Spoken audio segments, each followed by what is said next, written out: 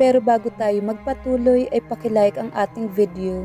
Ganon din ang subscribe button, pati na rin ang bell icon para lagi kayong updated sa mga parating ko pang mga uploads.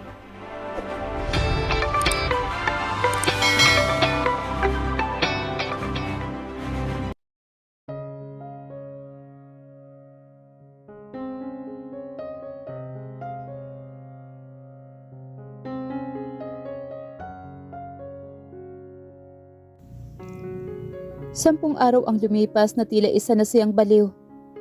Gabi-gabi na akong laman ng bar. Katulad na lang ngayon, alak na lang ang karamay ko. Hindi ko na alam kung saan hahanapin si Diana. Maski ang magulang niya na wala palang kaalam-alam na umalis si Diana, ay nagawa kong pagtanungan. Alam kong magagalit si Diana kapag nalaman niyang pinag-alala ko pa ang mga magulang niya.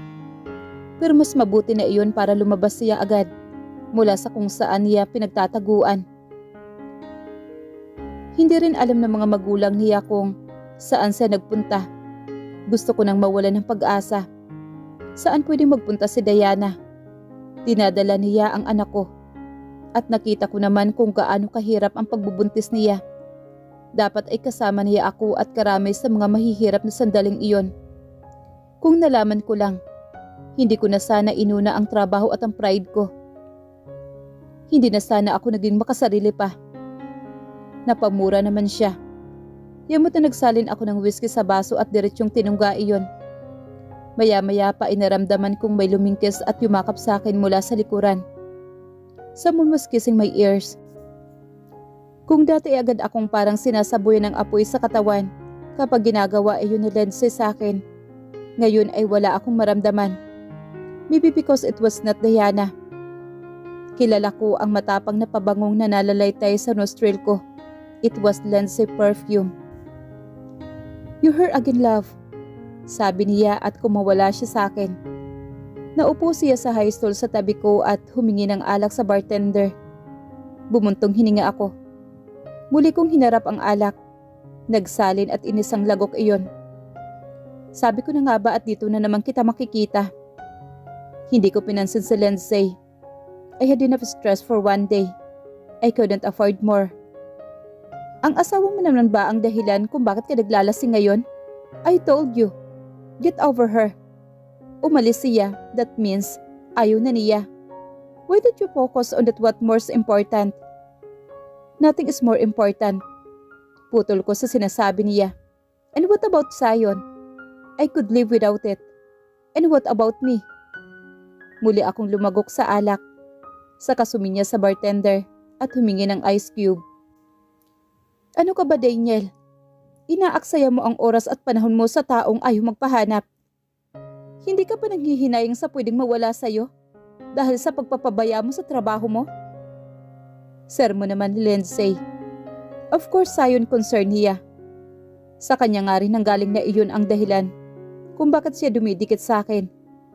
Minsan ay gusto ko nang itanong kung biyaya ba o sumpa ang maging tagapagmana ng Zion. Minsan ko nang naging priority ang trabaho ko. And look what I lost. That woman? Wala na talaga siyang ibinibigay sa'yo kundi problema. Naiinis na sabi naman ni Lindsay. Bakit hindi mo na lang siya iwanan? Kung wala kang magandang sasabihin, pwede bang iwanan mo na lang ako? Natigilan naman ito. Eksakto naman nagring ang cellphone niya. Si Papa ang tumatawag gamit ang private number niya. Napabuntong hininga ako ng malakas. Isa na naman panibagong stress. I mumbled. Tumayo ako at lumabas ng bar bago ko sinagot ang tawag. Sunod-sunod na sermon ang naririnig ko. Pulos problema sa kumpanya ang idinadaing niya. Will you please stop wasting your time on your missing wife? Pinagbigyan ka na namin magpakasal sa babaeng yun sa kondisyong hindi maaapektuhan ang obligasyon mo sa Zion. But what are you doing now? Katulad ka rin ng kapatid mo. Sinasayang niyo lang ang mga buhay niyo sa mga babae. Pareho kayong hindi nag-iisip. Stop it already, Papa. Don't you dare yell at me, Daniel. Kayang-kaya kitang patalsikin sa pwesto mo ngayon. Banta niya pagkatapos matigilan ng ilang sandali. Mapait na ngumiti ako. Go ahead. Mas mabuti nga iyon para makapag-focus naman ako sa personal kong buhay at maasikaso ko ang sarili kong problema. Kaya ngayon palang maghanap ka na ng bagong tagapagmana. Yung kayang ibigay ang buong buhay niya sa Zion. Because you know what? You're right. I am just like my older brother. Hindi ko kayang ibigay ang sarili ko sa Zion. Ang ipagpalit ang kaligayahan ko para lang sa pera. So just go ahead and fire me. Siguradong pagkakaguluhan ng mga kamag-anak natin ang pwestong iiwan ko. To the best of luck. Agad ko nang pinutol ang linya nito. Kung pwede lang i-off ko na ang cellphone ko. Pero dahil inaalala ko na baka may mamiss akong mahalagang tawag tungkol kay Diana, hindi ko magawa-gawa. Bumalik ako sa loob ng bar at nagbayad. Saka muling lumabas. Kailangan ko na namang umuwi sa tahimik at malungkot na bahay namin. Sa bahay na dapat pinupuno namin ni Diana ng masasayang alaala. Pero wala si Diana roon. Paano ako magiging masaya sa bahay na yon? Let's go home. Nagulat ako na makita si Daniel nang umuwi ako sa bahay pagkagaling ko sa pamamasyal kasama ng mga pinsan ko. Ilang linggo na ako sa mga lolo at lola ko sa Bukidnon. Pinili kong dito tumakbo, malayo sa lahat para makapag-isip ng maayos. Nakausap ko na ang lawyer ko. Nag-file na ako ng petition for annulment sa kasal namin since hindi na yata iyon maaasikaso pa ni Daniel. Worried siguro siya sa sasabihin ng mga magulang niya. So I decided na ako ang gumawa ng unang hakbang. Sabi ng lawyer ko, mapapadali raw ang pag-uusad ng annulment case kung makikipag-cooperate ang kabilang side. I know Daniel would gladly cooperate. Ginagawa niya itong pabor para sa asawa. Paano mo nalaman nandito ako? Tanong ko sa kanya.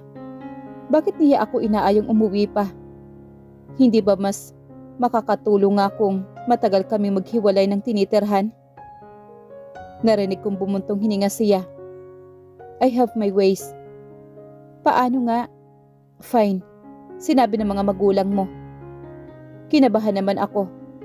Walang nakakaalam na nandito ako dahil wala akong pinagsabihan sa mga kapatid ko o maski sa mga magulang ko. Paano nila nalaman? Sinabi ko, Apo. Biglang singit naman ni Lola. Nag-alala na sila sa'yo. Ibinalita nila sa akin na umalis ka raw at walang makapagsabi kung nasaan ka. Maski ang asawa mo ay halos mabaliw-baliw na raw sa kakahanap sa'yo. Parang nanguusig pa siya. Hindi ko naman kasi sinabi na walang nakakaalam na magbabakasyon ako sa kanila. Aalis muna ako, Diana. Dadalhin ko lang itong merienda ng lolo mo sa palayan. Saka para makapag-usap din kayo mag-asawa. Huwi ka naman ito. Wala akong nagawa ng tumalikod na si Lola. Mas naging restless lang ako nang maiwan kami ni Daniel sa bahay. Ano ang gagawin ko kung hindi magiging maayos ang pag-uusap namin? Diana, tila ba problemado ito? Tumutubo na ang balbas at bigote niya. Kahit ang pag-ahit ay hindi na nito nagagawa ng ilang araw. His face looked sad and troubled. Parang gusto kong abutin at haplusin iyon. Pero pinigilan ko ang sarili ko. Natatakot ako saka baka isalya niya ang kamay ko. Hindi pa man iyon lumalapit sa kanyang mukha o baka sikmatan niya ako. Hindi na niya kaya ang panibagong sakit pa. Kung hindi dahil sa pag-aliw sa akin ng mga pinsan ko, matagal ko na ring hindi nakita. Baka araw-araw na naman akong umiiyak. Hindi kami ganoon ka-close dati dahil taon bago kami magkita-kita. Hindi rin sila nakadalo sa kasal ko dahil biglaan. Tinalikuran ko si Daniel at parang napapagod na naupo sa malapit na couch. Bumalik ang bigat sa dibdib ko sa isiping. Kailan ko nang harapin ang matagal-tagal ko na ring tinatakasan. Siguro naman natanggap mo na yung mga papeles. Sabi ng lawyer ay hindi na daw magiging sobrang tagal kung magko-cooperate ang both side. It may take time but What papers? Kumunot ang noo niya. The annulment papers, I whispered, trying my best to keep myself from breaking down. What? Nagtagis ang bangang naman ni Daniel. Nagulat siya. Ibig sabihin, hindi pa niya natatanggap ang documents. And what was his problem? I was being considerate and actually doing him a favor. Alam kong doon din naman tayo mauuwi. So I think we'd better do it now. At sino nagsabi sa'yo na papayag ako na iwanan mo ako? Muli na naman niyang ginalit ito. Pero bakit ba siya nagagalit? Ano ang solusyon niya kung hindi annulment? Plano ba niyang manatili kaming kasal habang nagbabahay-bahayan sila ni Lindsay? Ano bang klaseng parusa ang gusto niyang ibigay? Kaya kong itolerate ang mga sarkasmo at insulto dahil alam ko namang galit siya sa akin. But cheating was another story. Hindi ko mapapayagan iyon. Lalo na ngayon na magiging magulang na kami. Ayokong makita ng anak ko ang harap-harapang panluloko niya sa akin. Ayokong kamuhian siya ng anak namin kapag nakita nito na hindi normal ang setup namin. Higit sa lahat, at hindi ko gustong masaktan ang anak ko kung malalaman niyang hindi mahal ng ama niya ang kanyang ina. Kaya mabuting sa ngayon pa lang maghiwalay na kami, bago pa man maipanganak ang anak namin. Look, Daniel, alam kong galit ka sa akin. Malinaw na malinaw sa akin at naiparating mo yun ng maayos. At natauhan na ako. Pagod na rin naman akong ipagsiksikan ang sarili ko sa taong hindi ako kayang mahalin. Not now. Gagalang talaga ako at ipinipilit. I claim ang taong kailanman ay hindi naging akin. But don't worry, Daniel. Dahil nasa tamang huwisyo na ako ngayon. Alam ko na kung saan ako dapat lumugar. Aaminin kong mula nang makilala kita, wala na akong ginawa kundi ang mahalin ka at hintaying mahalin mo rin ako. Dumating pa ako sa point na gusto kong baguhin ang sarili ko kasi baka kabaliktaran ko yung mga type mo na babae pero wala. Talagang wala. Kailanman hindi ko mapipilit na mahalin mo rin ako kahit kaunti. At pagod na akong manmalimos ng pagmamahal sa iyo, Daniel. Diana, no! Bigla akong tumayo nang magtangka siyang lapitan ako. Dapat noon pa ako sumuko. Maging sarili ko na iwala ako. Panahon na para ako naman. Sarili ko naman. Sarili ko na lang ang mamahalin ko. Namalayan ko na lang na umaagos na ang mga luha ko. I'm sorry kung nasira ko ang relasyon niyo ni Lindsay. I'm so sorry kung ako ang nakakasama mo sa loob ng ilang buwan. I'm so sorry. Pahikbing pagpapatuloy ko. Pathetic na kung pathetic. Pero kailangan nilang tapusin ang pag-uusap na ito. Hindi nagsalita si Daniel at matiim lang na nakatitig sa akin. Kaya ko pang ayusin ito. Hayaan mo ako makabawi at kung kulang pa rin, tatanggapin ko ang lahat ng galit mo hanggang sa mapatawad mo ako. Basta palayain na lang natin ang isa't isa para maging madali ang lahat. The annulment may take time, but at least we've already started. Darating ang araw na malaya mo nang mapapakasalan si Lindsay. I'm sorry that you will have to wait bago kayo makasal. Sorry talaga, Daniel. Hanggang doon na lang ang magagawa ko. Pero baka naman may magagawa ka para mas mapadali ang lahat. As much as I want to fix this all mess, alam kong hindi magiging madali. So I must ask for your cooperation. And what about the baby? What are your plans for him? He asked in a low, soft voice. Namumula ang mga mata niya. Nagulat ako roon. Bakit hindi ko naisip na pwedeng ang bata ang dahilan kung bakit niya ako hinahanap? Nabalak niyang gamitin ang anak namin laban sa akin. Oh my God, no. I can't let that happen. Napahawak akong bigla sa tiyan ko. Horrified, I look at him. Daniel, wala nang matitira sa akin kapag pati ang anak ko ay itinamay mo rito. Huwag mo na siyang isaali dito. You can have your own baby with Lindsay. Samantalang ako, siya lang ang mayroon ako. I couldn't hold it anymore. Napahagulhol ako sa harapan niya. Natatakot ako sa mga susunod niyang atake. Hindi ko napaghandaan o napag-isipan ang tungkol sa anak namin. Mabilis siyang niyakap ni Daniel. Sa kamagaang hinaplos ang likod ko. Sa isang igla para bang muli kong naramdaman ang kapayapaan at security sa loob ng mga bisig niya. Hindi na niya alam ang nangyayari. His actions confused me. Pero hindi ako dapat magpatalo sa nararamdaman. I had to be taught if I really want to win this conversation. Kaya agad ko siyang itinulak papalayo. Umalis ka na, Daniel. Malamig na sambit ko at pinahid ng palad ang mga luha. Diana. Inilayo ko ang mga mata sa kanya. Umalis ka na, please. Nagmamakaawa ako sa iyo. Please, just go. Dama ko ang bigat sa bawat pagkilos ni Daniel. Nang abutin ang susi ng kotse niya sa ibabaw ng center table. Pinigilan ko ang sariling lingunin siya.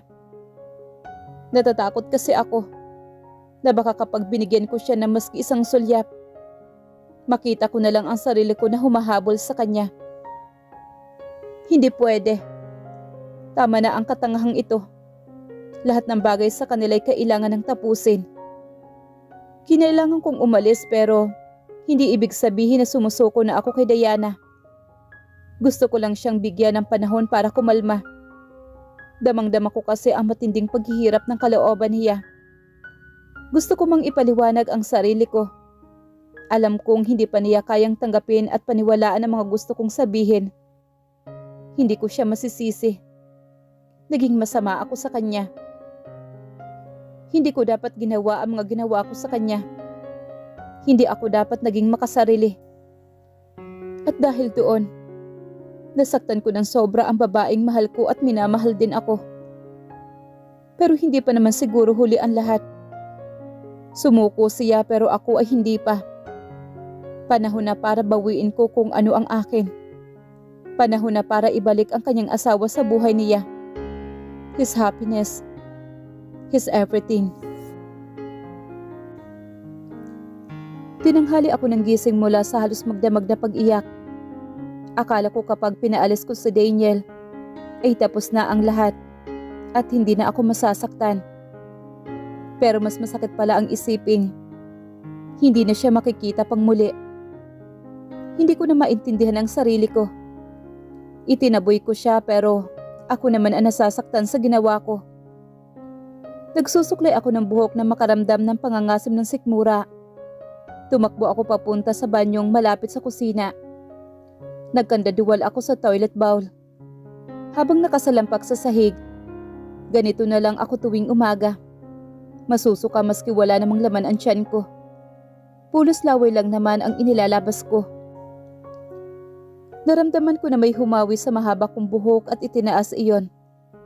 Kasunod ang magaang paghagod sa likod ko hanggang sa tumigil ako sa pagduwal. May nagpunas ng tissue sa bibig ko at nagulat na lang ako nang makilala ko kung sino iyon. Anong ginagawa mo rito? Sino nagpapasok sa'yo? Hindi ako sinagot ni Daniel. Sa halip kinarga niya ako at dinala sa couch sa sala. Nagpunta ulit siya sa kusina. Sa pagbabalik ay may dala ng tubig at isang plato ng hiniwang manggang hinog. Sabi ni Lola, yan lang daw ang gusto mong kainin tuwing umaga. Kaya ipinaghanda na kita ng marami. Nakangiting sabi nito. Maaliwalas ang gwapo niyang mukha. Hindi ko maalis-alis ang pagtataka. Magtatanong pa sana ako ulit nang unahan na naman niya ako. Ganoon ba talaga kahirap kapag umaga? Anong ginagawa mo rito? Ulit ko. Akala ko ba pinaalis na kita kahapon pa? Oh, gising ka na pala, Diana. Biglang dating naman ng lola niya. May bitbit ng isang bilao ng rambutan. Ang aga nitong si Daniel kanina ah. Tumulong sa aming mamitas ng rambutan. Kako manggang hinog ang gusto mong kainin tuwing umaga. Kaya ayan, dali-daling bumalik sa bayan para ibili ka ng mangga. Tanghali ka na naman kung bumangon. Teka, pagluluto muna ako at malapit na magtanghalian. Ikaw na ang bahala sa asawa mo. Nahihiya pa yatang dito tumuloy sa atin. Ipalagi ka rin naman pinupuntahan. Habang sinasabi iyon ay pumasok na siya sa kusina. La, uuwi rin naman siya ngayon. Madami pa siyang trabaho sa Quezon City. Binalingan ko naman si Daniel at sinayasang umalis na. Nakalive ako. Ang totoo, magre-resign na nga ako. Baka bumalik na ako sa dati kong trabaho. Mag-work from home na lang. Para naman maasikaso kita personally. Pinandilatan ko naman si Daniel. Patay mali siya naman ang walang hiya at pinakialaman ang mangga sa plato. Nang magtangka siyang subuan ako, ay agad akong dumampot at nagsubo sa sarili. Walang nagawa si Daniel kundi isubo na lang sa sarili ang hawak. Hindi ka nurse. At hindi ko rin kailangan ng nurse. Mahinang asik ko. Nanahimik na si Lola sa kusina at mukhang busy na sa ginagawa nito. Tumayo na ako. Maski gusto ko panlantakan ang hinog na mangga, ay pinigilan ko ang sarili ko. Lola, lalabas lang ako ha. Tumayo rin si Daniel. Bitbit ang mangga papunta sa kusina. Samahan ko lang po si Diana. Siya sige. Maya-maya ay bumalik na kayo para makakain. Lalo na yung si Buntis. Dapat nasa oras ang pagkain. Napakaselan pa naman magbuntis niya. Wala nang hindi isinuka. Bigla ang ginawa kong paglingon kay Daniel na muli ay nasa likod ko na. Pinandilatan ko siya na sinagot lang niya ng isang ngiti. Hindi na ako nagsalita at nagpatiuna na lang sa paglalakad. Nakakainis lang na kahit saan ako magpunta ay nakabuntot siya sa akin. Nasalubong namin ang mga pinsan ko at iba pang mga kamag-anak. Wala tuloy akong choice kung hindi ipakilala siya at magpanggap na okay kami maski hindi na. Ayoko naman kasing ipangalandakan sa buong angkan ang tunay na status ng marriage ko. Na-corner at na-invite pa kami tuloy sa bahay ng isa kong tiyahay na medyo usasera. Nakakatuwa naman kayo dito nyo pa naisipang magbakasyon na mag-asawa. Sabi naman ni Auntie, habang naghahain ng maiinom. Kapatid siya ni Mama. Hanggang kailan nyo babalak mag-stay dito sa Bukidnon? Kung hanggang kailan po gusto ni Diana, okay lang kahit magtagal kami dito. Basta makakapagpahinga siya ng maayos. Magalang na tugon naman ni Daniel. Akala mo kung sinong mabait. Well, mabait naman talaga siya. Sa mga taong walang kasalanan sa kanya. Oo. Nabanggit sa akin ni Mamang na buntis nga raw itong si Diana. Naku, sana ay lalaki. Mailap kasi ang lalaki sa pamilya namin. Ako 4 na babaeng anak. Puro babae din kaming magkakapatid. At yung 3 kong apo, ayun, 1 lang ang lalaki at puro babae. Kaya sana ay lalaki naman ang maging anak nyo. Sana nga po. Sana kamukha ko. Malapad ang ngiting sabi ni Daniel. Tinig ko sa boses niya ang hindi maitagong excitement. Dahil doon, hindi ko alam kung matutuwa ako o matatakot. Ibig kasi sabihin, hindi niya ako nilulubayan at may plano talaga siyang makihati sa anak namin. Hindi naman sa gusto kong ipagdamot ang bata sa kanya. Kaya lang ay paano naman kapag nagpakasal na nga sila ni Lindsay. Sinimangutan ko naman si Daniel. Pero syempre, okay din kapag babae para kamukha naman ni Diana. Biglang bawi naman ito.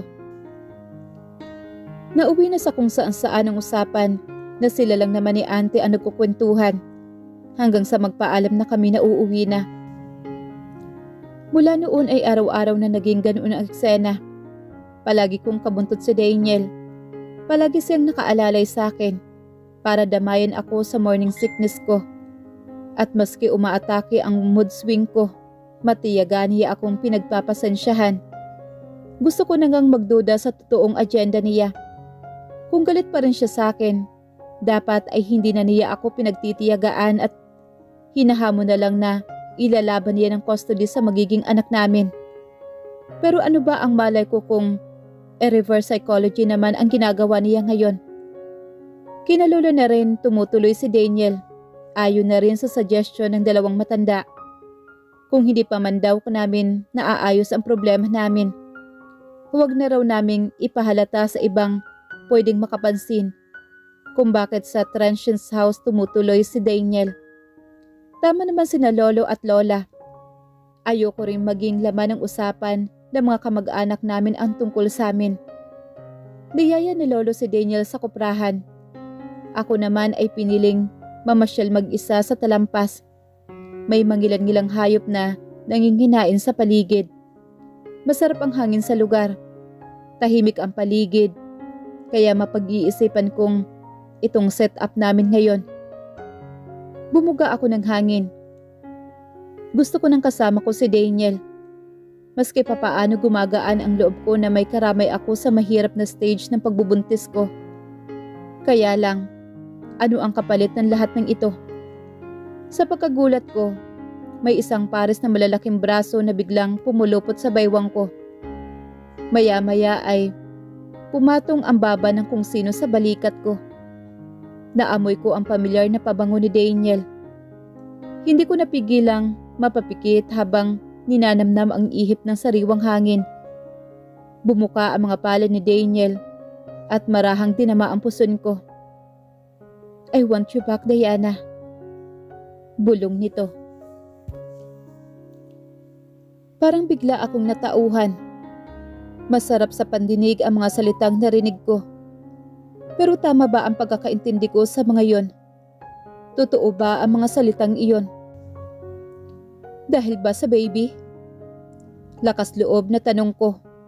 Maski pa hindi naman ako nakakasigurado na makakakuha ako ng totoong sagot. I want you. With or without the baby. And don't mistake my words for anything else when I say I want you.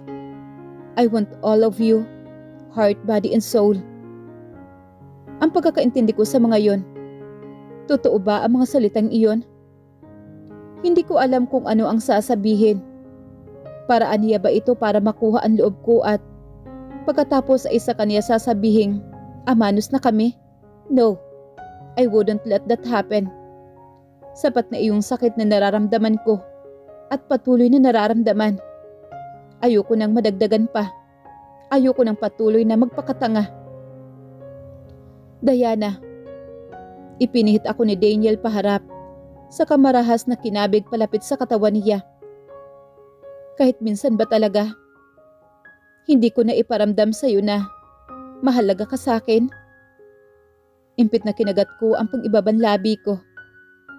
Nananakit naman ang lalamunan ko sa pagpipigil na maluha. Napatungo ako sa pag-alalang mahalata niya ito.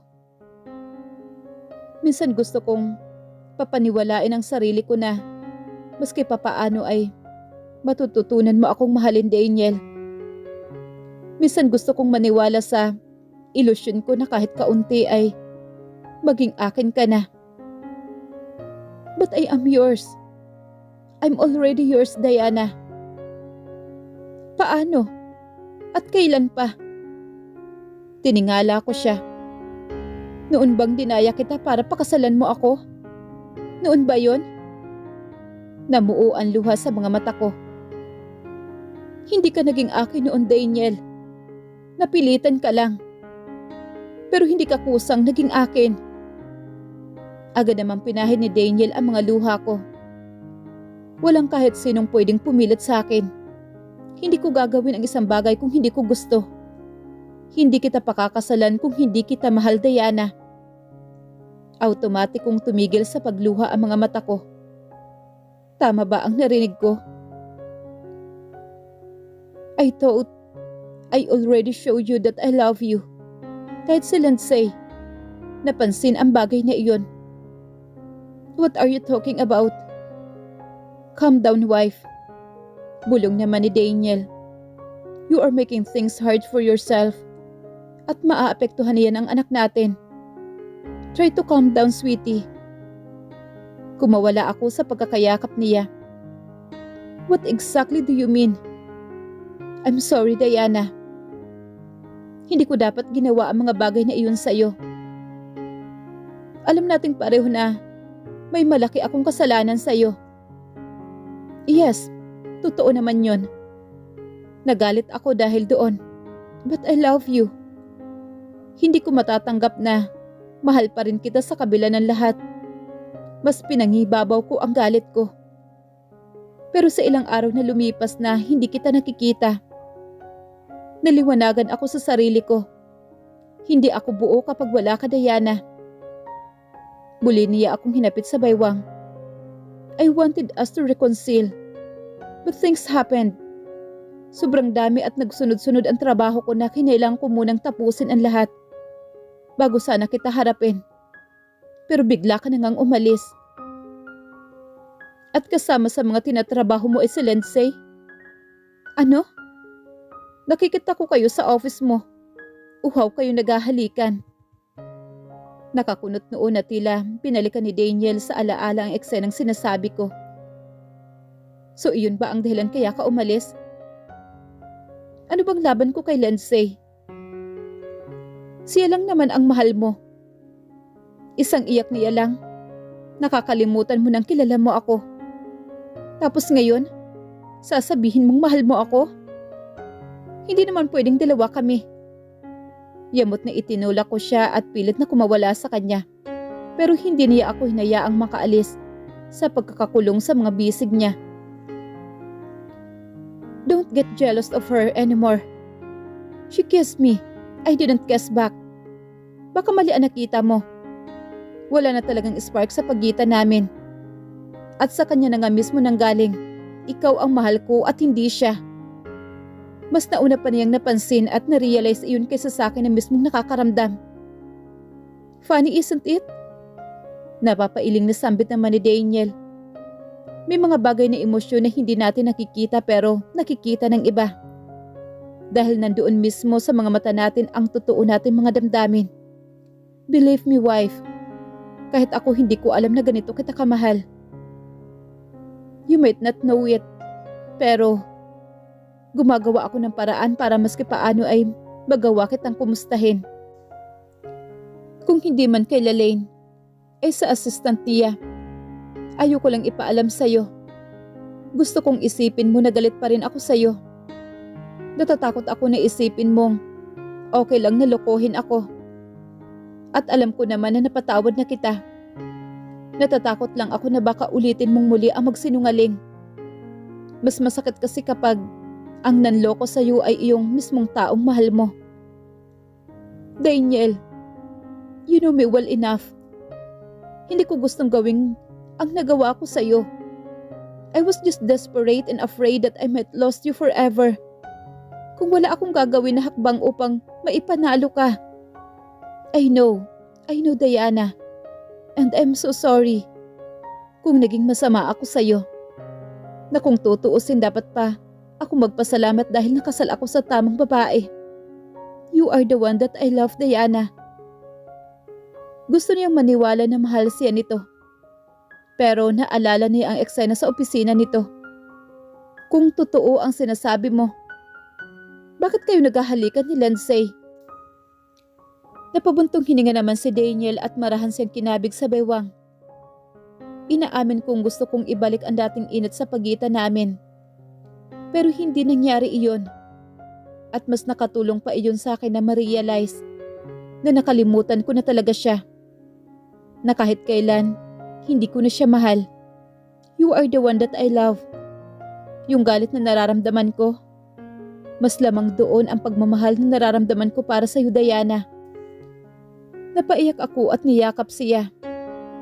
Marahan na pinagtagpo ni Daniel ang mga labi namin at nagsalo sa isang marubdob na halik na nauwi sa mainit na pagtatalik naming dalawa. Napuno ng daing at talinghing ang buong silid.